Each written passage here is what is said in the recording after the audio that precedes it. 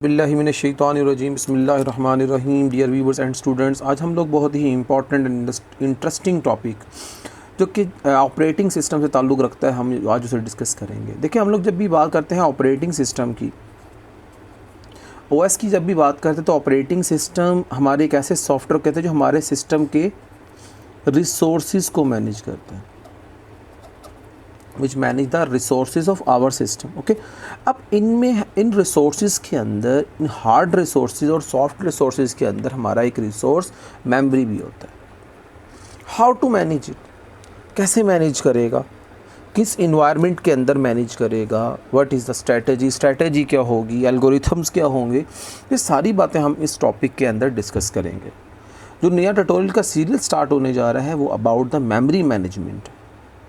देखिए, बड़ी सिंपल सी बात है। जब हम लोग मेमोरी की बात करते हैं तो मेमोरी का मतलब यहाँ पे सिस्टम के अंदर मौजूद उसकी मेन मेमोरी के बारे में बात की जा रही है, जिसके अंदर सिस्टम एग्जीक्यूशन के लिए आता, कोई भी प्रोसेस एग्जीक्यूशन के लिए आता है, वो मेन मेमोरी पोजीशन। उस मेन मेमोरी को हम लोग रैम और कैशे कह रहे होते हैं। How to manage the RAM and the cache of the system.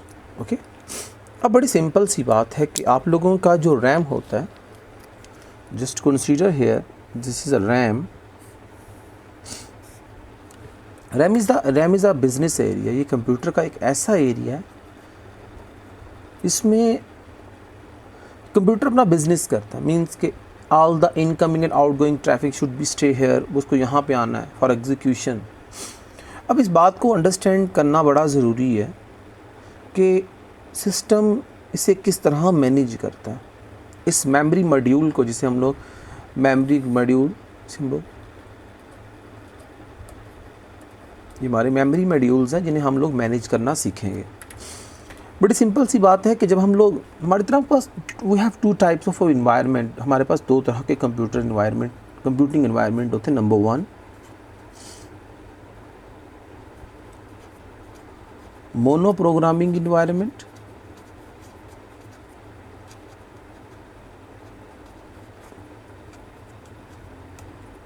और इसको हम लोग मोनो को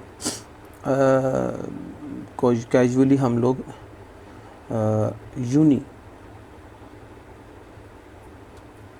यूनी का मतलब सिंगल। और सेकंड जो हमारे पास इन्वायरमेंट है उसे हम लोग कहते हैं multi programming environment. We have two type of environment, एक सिंगल और एक मल्टीपल इन्वायरमेंट। अब बड़ी सिंपल सी बात है कि अगर तो यूनी प्रोग्रामिंग इन्वायरमेंट होगा तो भी सिस्टम इसको मैनेज कर रहा होगा, अगर मल्टी प्रोग्रामिंग इन्वायरमेंट होगा तब भी सिस्टम इसको मैनेज कर रहा होगा। अब क्वेश्चन ये पैदा होता है, why we use the memory management. हम ऑपरेटिंग सिस्टम के अंदर मेमोरी मैनेजमेंट देते क्यों हैं? मेमोरी मैनेजमेंट की डेफिनेटली कोई ना कोई ज़रूरत तो होती होगी जिसके तहत हम इसको यूज़ करते हैं। डेफिनेटली हम लोग अपनी मेमोरी को सिंक्रोनाइज़ करने के लिए, मेमोरी को मैनेज करने के लिए, मेमोरी को एफिशिएंटली यूज़, उसके वेस्टेज को मिनिमल करने के लिए, उसके अंदर फ्रेगमेंटेशन को मिनिमल करने के लिए हम लोग क्या करते हैं, ऑपरेटिंग सिस्टम के अंदर मेमोरी मैनेजमेंट को यूज़ करते हैं।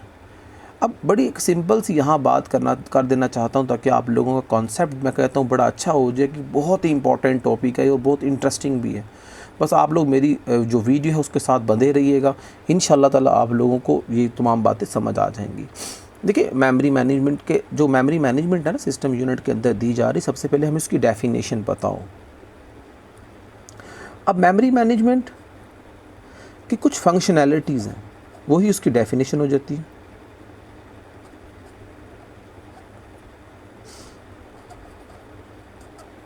Functionality of memory management. आप लोगों के सिस्टम फंक्शनैलिटी क्या है? Manage the primary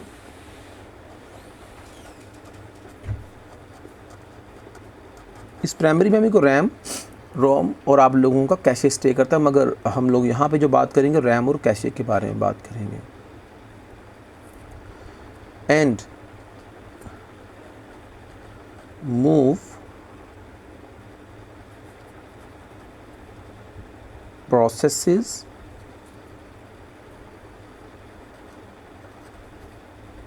between virtual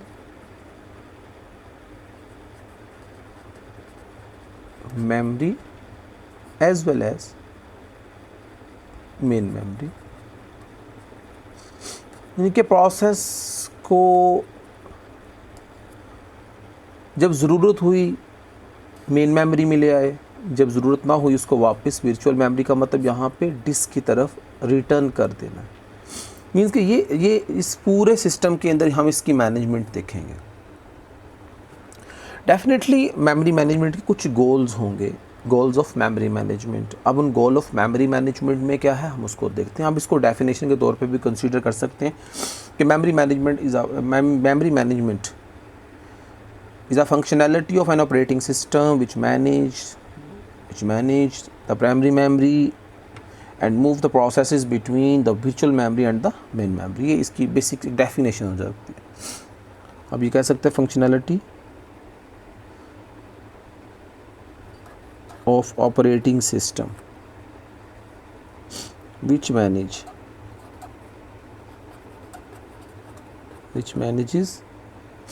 the primary memory। Okay, ये प्रॉपर आपकी डेफिनेशन तो भी आप इसे अंडरस्टैंड कर सकते हैं। अब यहाँ पे बड़ी इंपॉर्टेंट बात करने जा रहा हूँ। इसके लिए हमें मेमोरी मैनेजमेंट पढ़नी पड़ती है या पढ़ानी पड़ती है या सिस्टम के अंदर इसकी प्रोविज़न देनी पड़ती है। That is the goal of memory management. Goal of memory management कि मेमोरी मैनेजमेंट के गोल क्या हैं, हम उसे क्या टारगेट अचीव करना चाहते हैं। नंबर 1,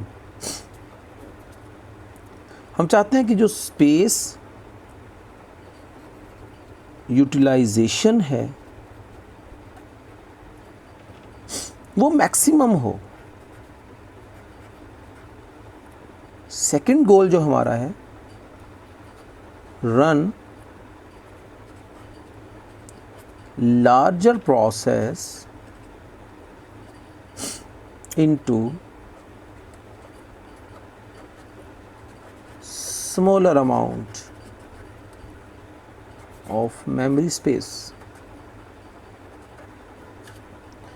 कि मेरे पास मेमोरी कम है और मैं चाहता हूँ कि उसमें लार्जर प्रोसेस को एग्जीक्यूट करवाया जा सके, तो इसका मतलब ये होगा कि मेरी मेमोरी मैनेजमेंट के 2 गोल्स हैं। Number 1, space utilisation.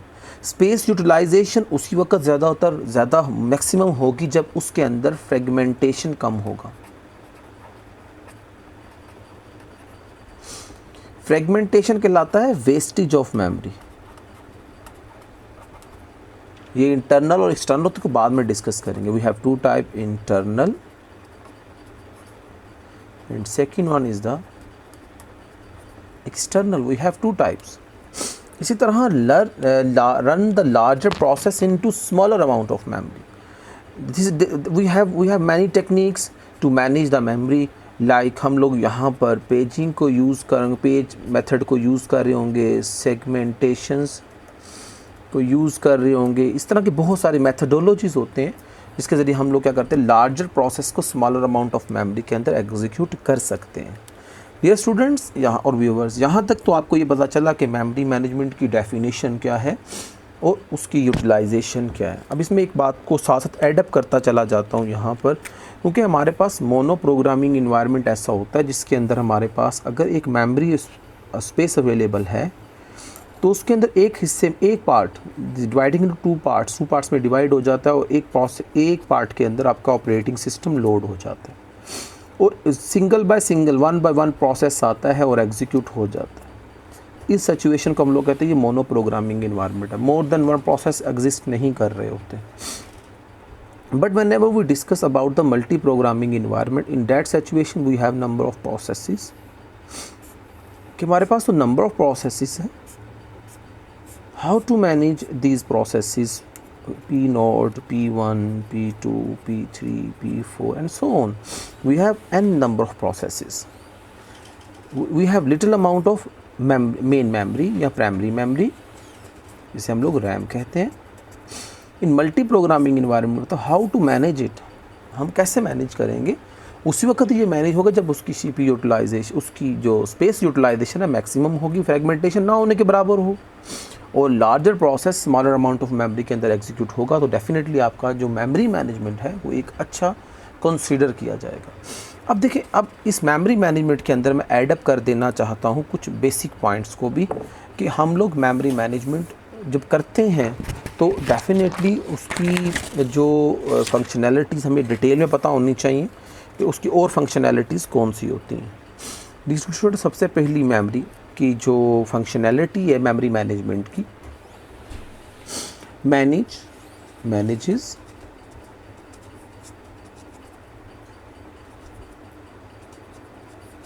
Many processes, बहुत सारे प्रोसेसेस को मैनेज करता है। नंबर 2 सेकेंड पार्ट में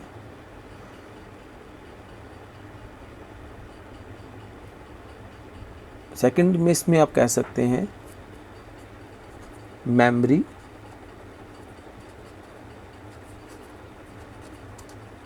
मैनेजमेंट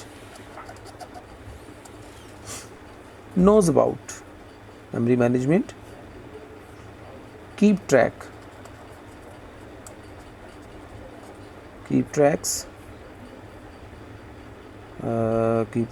of every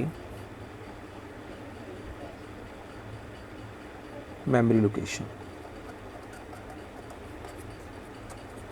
कि मेमोरी मैनेजमेंट को ये बात पता हो कि के कौन से पोर्शन में कौन सा प्रोसेस एग्जीक्यूट हो रहा है, क्या वो memory junk memory block available है या बिजी है।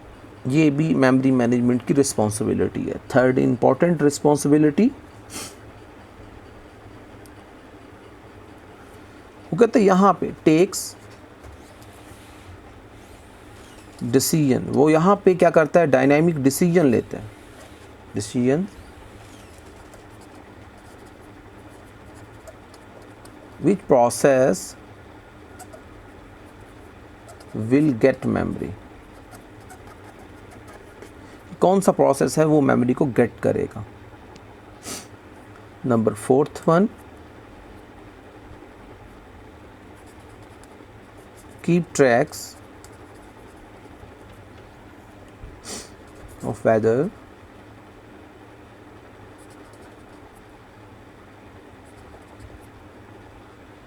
memory is allocated or not, कि वो मेमोरी स्पेस एलोकेटेड है, एलोकेट हो चुकी है या अवेलेबल है। ये वहाँ पे ये भी इसके पास रिकॉर्ड अवेलेबल होगा। इसके बाद बड़ी इंपॉर्टेंट बात करने जा रहा हूँ और मज़े की बात है, जो ये ट्रैक जो अपने पास सेव कर रहा है ये अपडेटेड होगा।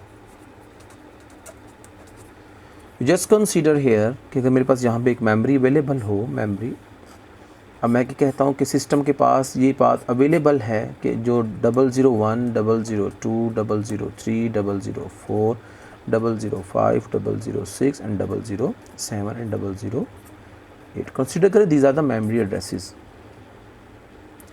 अब सिस्टम को ये बात पता है कि इस वक्त मेरे इस मेमोरी एड्रेस के अंदर P नोड अवेलेबल है, इसमें P1 अवेलेबल है, इस पे P5 अवेलेबल। उन्हें ये बात पता है कि मेरा 007, 6, 4, 3 एंड 1 आर अवेलेबल नाउ। उन्हें ये पता है कि ये भी सिस्टम को मेमोरी मैनेजमेंट को पता होता है कि मेरे पास जो बिजी ट्रैक हैं वो 002 है, 005 है और 008 है।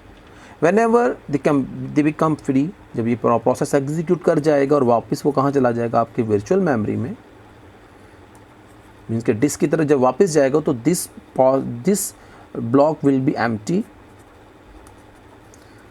जैसे ही एम्प्टी होगा तो उसका स्टेटस अपडेट हो जाएगा कि now this one is also be available, you can load some new processes here. और इसके बाद बड़ी इंपॉर्टेंट बात जो बहुत सारे स्टूडेंट्स को समझ नहीं आती, ये मेमोरी मैनेजमेंट, मैं अब MM लिखा करूँगा, memory management provides the protection। अब प्रोवाइड द प्रोटेक्शन, ये एक कॉम्प्लेक्स सी बात हो जाती है कि मेमोरी मैनेजमेंट का प्रोटेक्शन से क्या ताल्लुक़ है? बहुत ही इंपॉर्टेंट ताल्लुक़ है। ये देखिए कि जब नंबर ऑफ़ प्रोसेसेस आपकी मेन मेमोरी में स्टे करते हैं तो ये वाला जो ब्लॉक है इसमें P1 लोडेड है। अब यहाँ पे अगर आके P6 लोड हो जाता है तो P6 विदाउट परमिशन इसके कंटेंट्स को यूज़ नहीं करेगा। That is the protection level, this is a protection. इसे कहते हैं हाईली प्रोटेक्टेड, बहुत ज़्यादा प्रोटेक्टेड होता है ये, कि ये एक दूसरे के जो रिसोर्सेज हैं उनको यूज़ ना करें without permission, without cooperating processing. This is the responsibility of memory management, this is the protection level of memory management. और बड़ी इंपॉर्टेंट बात है कि मेमोरी मैनेजमेंट की ज़रूरत, एसेंशियलिटी इसलिए भी ज़्यादा है क्योंकि processors can execute only those processes which are in main memory.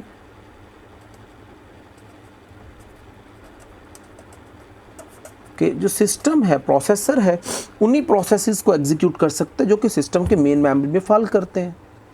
That's why that is the importance of memory management. You whenever you read it, आप जब पढ़ेंगे इस मेमोरी मैनेजमेंट के मॉड्यूल्स को, जब आप मेरे इस ट्यूटोरियल को लास्ट तक वॉच करेंगे तो definitely you get some important and essential points आपके जो वो बड़े क्लियर हो जाएंगे। अब हम यहाँ पर जो बात करने जा रहे हैं वो बड़ी इम्पॉर्टेंट है एग्ज़ामिनेशन पॉइंट ऑफ व्यू से भी, और जितने भी रिकॉर्ड एग्ज़ामिनेशंस होते हैं उनके लिए भी बहुत इम्पॉर्टेंट है। आप मेरे इस वीडियो लेक्चर के साथ बंधे रहिएगा, इंशाल्लाह आप लोगों को बड़ा वैल्यूएबल इंफॉर्मेशन गेट होगी।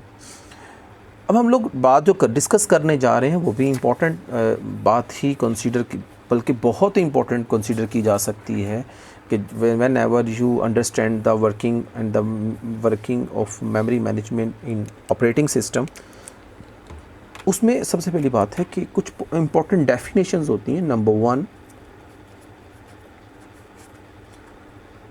फिजिकल एड्रेस, और उसके बाद हमारे पास एक सेकंड होता है नंबर 2, लॉजिकल एड्रेस, नंबर 3 होता है बेस एड्रेस, 4th होता है लिमिट एड्रेस,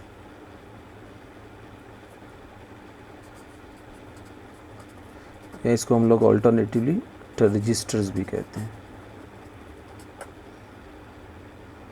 इन टॉपिक्स, इन पॉइंट्स को अगर आप अंडरस्टैंड कर लेते हैं तो आई थिंक सो कि मेमोरी मैनेजमेंट को डिस्कस करने में मुझे आपके साथ कोई प्रॉब्लम नहीं होगी। अब thank you for watching my channel and my tutorial. बंधे रहिएगा मेरे चैनल के साथ, इंशाल्लाह आने वाली नई से नई वीडियो को आपको जो है वो नोटिफिकेशन मिलते रहेंगे। जिन स्टूडेंट्स ने अभी तक बेल आइकन को प्रेस नहीं किया वो बेल आइकन को प्रेस करें ताकि उन्हें आने वाली नई से नई वीडियो मिलती रहें। Thank you for watching my channel. अल्लाह हाफिज़, अस्सलाम वालेकुम।